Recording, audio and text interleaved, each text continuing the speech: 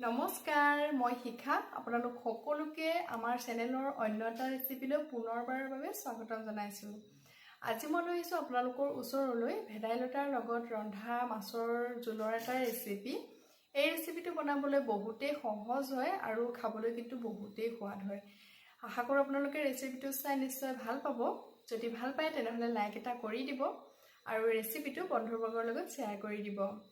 আৰু মই এইখিনিতে আপোনালোকক অনুৰোধ জনাব বিচাৰিছোঁ, যদি আপুনি মোৰ চেনেলটো প্ৰথমবাৰ চাই আছে তেনেহ'লে মোৰ চেনেলটো ছাবস্ক্ৰাইব কৰি ল'ব আৰু ছাবস্ক্ৰাইব কৰা ৰঙা বটনটো টিপুতেই এটা বেল আইকন ওলাব। সেই বেল আইকনটো দবাই ৰাখিব, তেতিয়া মই যিবোৰ ৰেচিপি আপলোড কৰোঁ আপোনালোকে ইয়াৰ নটিফিকেশ্যনবোৰ সোনকালে পাব আৰু আপোনালোকে মোৰ ভিডিঅ'বোৰ সোনকালে চাব পাৰিব। তেনেহ'লে বলক দেৰি নকৰি আমি ৰেচিপিটো আৰম্ভ কৰোঁ। এই ৰেচিপিটোৰ কাৰণে মই এয়া চাওক এমুঠি ভেদাইলতা লৈ লৈছোঁ। ভেদাইলতাখিনি ধুনীয়াকৈ ধুই চাফা কৰি ল'ব লাগিব আৰু ইয়াৰ পৰা মই কোমল কোমল পাতখিনি ছিগি ল'ম। এই গোটেইখিনি ব্যৱহাৰ নকৰোঁ মই ৰেচিপিটোত, অলপমানহে ভেদাইলতা ল'ম আৰু ইয়াৰ লগতে লৈছোঁ মই এয়া নৰসিংহ পাত। নৰসিংহ পাতখিনি আপোনালোকে ভালদৰে চাফা কৰি চাই ল'ব, এনেদৰে উল্টা ফালেও চাব যাতে ইয়াত মকৰা জাল বা কিবা লাগি নাথাকে, পোক চোক লাগি নাথাকে। ধুনীয়াকৈ চাফা কৰি ল'ব গোটেইখিনি। এয়া চাওক অলপমান ভেদাইলতা আৰু নৰসিংহ মই এনেদৰে বাছি ভালকৈ চাফা কৰি ল'লোঁ। এতিয়া এইখিনি ধুই ল'ব লাগিব আৰু যি বাকী ভেদাইলতাখিনি থাকি গ'ল এইখিনি মই পিছত বৰ বনাই দিম। বৰৰ ৰেচিপিটো মই আজি শ্বেয়াৰ নকৰোঁ আপোনালোকৰ লগত, পিছত মই ভেদাইলতা বৰৰ ৰেচিপি এটা শ্বেয়াৰ কৰিম। এয়া চাওক এইখিনি ধুনীয়াকৈ ধোৱা হৈ গ'ল। এতিয়া এইখিনি পিচি ল'ব লাগিব। আপোনালোকে পটাটো পিচিব পাৰে, নহ'লে মিক্সিটো পিচি ল'ব পাৰিব। মই মিক্সিতে পিচি ল'ম এইখিনি অলপ অলপকৈ ইয়াতে দি দিওঁ। এয়া চাওক এইখিনি পিচা হৈ গ'ল, ধুনীয়াকৈ পিচি ল'লোঁ মই এইখিনি। এতিয়া এইখিনি ছাইড কৰি থৈ ল'ম আৰু মছলাৰ কাৰণে এটা বাতি ৰেডি কৰি লৈছোঁ আৰু ইয়াতে মই মছলাখিনি ৰেডি কৰি ল'ম। মছলাৰ কাৰণে ইয়াতে মই প্ৰথমতে দিছোঁ আদা নহৰু পেষ্ট 1 চামুচ, তাৰপিছত দিছোঁ জিৰা আধা চামুচ, সেই একেটা জোখতে মই ধনিয়া পাউডাৰো আধা চামুচ দি লৈছোঁ। তাৰপিছত ইয়াতে মই আধা চামুচ চিকেন মছলা দি দিছোঁ। চিকেন মছলাটো অপশ্যনেল হয়, আপোনালোকে দিলে দিব, নিদিলে নাই। এই মছলাটো দিলে খাবলৈ বহুতেই ভাল লাগে, সোৱাদটো বহুত ধুনীয়া হয়। আপোনালোকৰ ঘৰত যি যি মছলা আছে দি ল'ব। সোৱাদ অনুসৰি নিমখ দিছোঁ আৰু অকণমান হালধি দিছোঁ। তাৰপিছত ইয়াতে মই ৰেড চিলি পাউডাৰ জ্বলাটো দিছোঁ 1 চামুচ। জ্বলাটো আপোনালোকৰ সোৱাদ অনুসৰি দিব।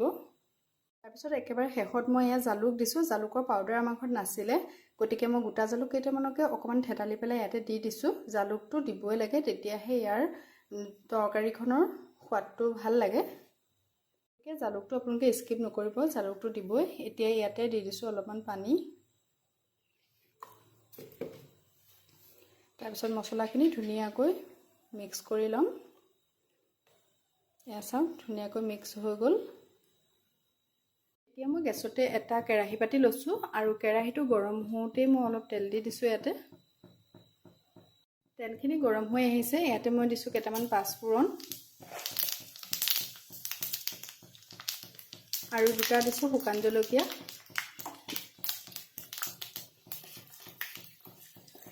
পাঁচফোৰণকেইটা ভালদৰে ফুটিবলৈ দিব। ইয়াত মই পিঁয়াজ ব্যৱহাৰ কৰা নাই, আপোনালোকে ইচ্ছা কৰিলে পিঁয়াজ দিব পাৰে। এতিয়া ইয়াতে দি দিম এই মিক্স কৰি ৰখা মছলাখিনি।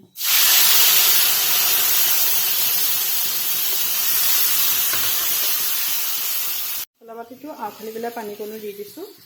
এতিয়া মছলাখিনি অকণমান এনেদৰে লৰাই থাকিব অলপ সময়ৰ কাৰণে। মছলাখিনি ভালকৈ ভাজ খাব লাগিব আৰু দেখিব অলপ পিছতে তেলটো ওপৰত বেৰিঙি আহিব, সিমানখিনিলৈকে ভাজিব লাগিব।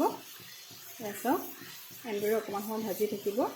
চাওক অলপ সময় ভজাৰ পিছত আপোনালোকে নিশ্চয় ধৰিব পাৰিছে ইয়াৰ তেলটো মছলাখিনিৰ ওপৰত অকণমান বেৰিঙিবলৈ ধৰিছে, তাৰমানে মছলাখিনিয়ে তেলটো এৰি দিছে। ইমানখিনি সময়লৈকে ভাজিলেই হয়। এতিয়া ইয়াতে দিব লাগিব এই পিচি ৰখা ভেদাইলতাৰ জোলখিনি। বাতিটোত লাগি থকাখিনিও মই আউখালি আকৌ পানী দি দিছোঁ। এতিয়া এইখিনি ধুনীয়াকৈ আকৌ মছলাখিনিৰ লগত মিক্স কৰি ল'ব আৰু অলপ সময় উতলিবলৈ দিব।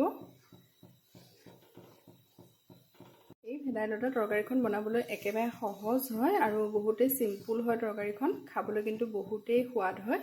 এই তৰকাৰীখনক আমি আগতে সৰুতে ঔষধ তৰকাৰী বুলি কৈছিলোঁ। আমাৰ মাহঁতেও আমাক ঔষধ তৰকাৰী বুলিয়ে খুৱাইছিলে আৰু আমিও ল'ৰা ছোৱালীহঁতক সৰুতে ঔষধ তৰকাৰী বুলিয়ে খুৱাইছিলোঁ। সিহঁতে সৰুতে নাখায়, খাবলৈ মন নকৰে, গতিকে আমি কওঁ যে এইটো ঔষধ তৰকাৰী হয়, খোৱা বুলি, তেতিয়া খাইছিলে। অলপ সময় পিছত তৰকাৰীখিনি ধুনীয়াকৈ উতলিবলৈ ধৰিছে। এনেদৰে কাষত লাগি থকাখিনি মাজলৈ দি দিব আৰু ভেদাইলতাৰ ৰসখিনি মছলাখিনিৰ লগত ধুনীয়াকৈ ভাজি ল'ব। পানীটো অকণমান শুহিবলৈ দিব। তাৰপিছত আমি ইয়াত ফাইনেল পানীটো দি দিম। ভেদাইলতাখিনি মছলাখিনি দিয়াৰ পিছত অলপ সময় ভাজি থকাৰ পিছত দেখিব আপোনালোকে এয়া চাওক কাষত তেলটো বিৰিঙি আহিবলৈ ধৰিছে। ইমানখিনিলৈকে আকৌ ভেদাইলতাখিনি ভাজিব লাগে মছলাৰ লগত। তেতিয়া তৰকাৰীখন খাবলৈ বহুতেই সোৱাদ হয়, বহুতেই ভাল লাগে তৰকাৰীখন খাবলৈ। এয়া চাওক তেলটো বিৰিঙি আহিছে। এতিয়া আমি ইয়াতে দি দিম গৰম পানী। গৰম পানী মই কৰি থৈছিলোঁ, গৰম পানী দি দিছোঁ।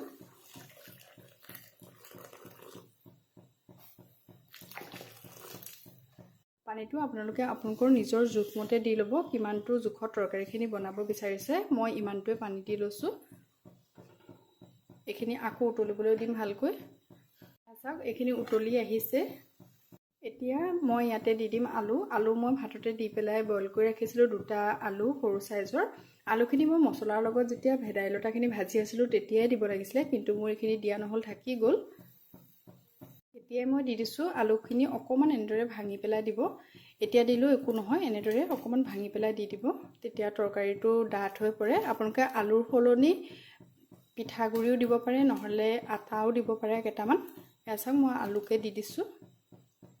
আলুখিনি দিয়াৰ পিছত এবাৰ লৰাই দিছোঁ আৰু এবাৰ ভালদৰে বকবককৈ উতলিবলৈ দিব তৰকাৰীখিনি। তাৰপিছত ইয়াতে আমি দিম মাছ। এয়া চাওক তৰকাৰীখিনি বকবককৈ ধুনীয়াকৈ উতলিবলৈ ধৰিছে। এইখিনি সময়তে মই এয়া ভাজি ৰখা মাছ দি দিছোঁ। মাছ 4 পিচ দিছোঁ মই। এয়া চাওক তৰকাৰীখিনি বকবককৈ ধুনীয়াকৈ উতলিবলৈ ধৰিছে। এইখিনি সময়তে মই এয়া ভাজি ৰখা মাছ দি দিছোঁ। মাছ মই 4 পিচ দিছোঁ। আপোনালোকে যিমানটো বনাব বিচাৰে সিমানটো জোখৰ বনাই ল'ব তৰকাৰীখন। মাছ দিয়াৰ পিছত আকৌ আপোনালোকে 5 মিনিটমান সময় তৰকাৰীখিনি উতলিবলৈ দিব। তেতিয়া মাছৰ সোৱাদটো তৰকাৰীখিনিত সোমাই যাব, তেতিয়া জোলটো খাবলৈ বহুতেই ভাল লাগিব। তৰকাৰীখিনি উতলিয়ে আছে। এতিয়া মই অকণমান সময় ঢাকনখন লগাই দিছোঁ। অলপ সময় ঢাকনখন লগাই পেলাই মই উতলিবলৈ দিম, যাতে মাছৰ ৰসটো তৰকাৰীখিনিৰ লগত ধুনীয়াকৈ সোমাই পৰে। 10 মিনিটমান সময় উতলাৰ পিছত এয়া চাওক মই ঢাকনখন দাঙি দেখুৱাই দিছোঁ আপোনালোকক। তৰকাৰীখিনি বৰ ধুনীয়াকৈ উতলি আছে আৰু এয়া মোৰ ভেদাইলতা আৰু মাছৰ তৰকাৰীখন প্ৰায় হৈয়ে গৈছে। এয়া চাওক কি ধুনীয়া ডাঠ হৈছে তৰকাৰীখন। এইটো জোখত ৰাখিলেই হয়, বেছি ডাঠো কৰিব নালাগে। এয়া চাওক এইখিনি সময়তে আপোনালোকে নিমখটো টেষ্ট কৰি চাব। নিমখটো অকণমান কম হোৱাৰ নিচিনা পায়, অকণমান দি ল'ব। আমাৰ তৰকাৰীখনত অকণমান নিমখ কম যেন লাগিছে, গতিকে অকণমান নিমখ দি দিছোঁ ইয়াতে। তাৰপিছত এবাৰ লাহেকৈ লৰাই দিছোঁ। চাব, সাৱধানেৰে লৰাব যাতে মাছখিনি ভাগি নাযায়। এয়া নিমখখিনি মিক্স কৰি দিলোঁ এনেদৰে। এয়া আমাৰ ভেদাইলতাৰ তৰকাৰী একদম ৰেডি হৈ গ'ল। এতিয়া মই গেছটো অফ কৰি দিছোঁ। ঢাকনিখন লগাই মই 5 মিনিটমান সময় ৰেষ্ট কৰিব দিম তৰকাৰীখিনি। তাৰপিছত মই পৰিৱেশন কৰি দেখুৱাই আছোঁ। এতিয়া পৰিৱেশনৰ সময় আহি গ'ল। এয়া দিছোঁ ভাত, লগতে ভেদাইলতাৰ লগত ৰন্ধা মাছৰ তৰকাৰী, তাৰপিছত অকণমান কাষতে লাই শাকৰ ভাজি আৰু অকণমান ভেন্দিৰ ভাজি। আৰু এতিয়া লগতে এটা ভোট জলকীয়া ল'ব আৰু খাবহে লাগে আৰু। দেখিলেনে কিমান সহজতে মই ৰেচিপিটো বনাই দেখুৱালোঁ আপোনালোকক। খাবলৈ কিন্তু বহুতেই টেষ্টি হৈছিলে। আপোনালোকে যদি এনেদৰে আগতে বনোৱা নাই তেনেহ'লে এবাৰ বনাই খাওক আৰু পৰিয়ালৰ সৈতে এনজয় কৰক। তেনেহ'লে আজিলৈ আহোঁ। আকৌ লগ পাম এটা নতুন ৰেচিপিৰ সৈতে। ভিডিঅ'টো সম্পূৰ্ণকৈ চোৱাৰ বাবে আপোনালোক সকলোকে বহুত বহুত ধন্যবাদ।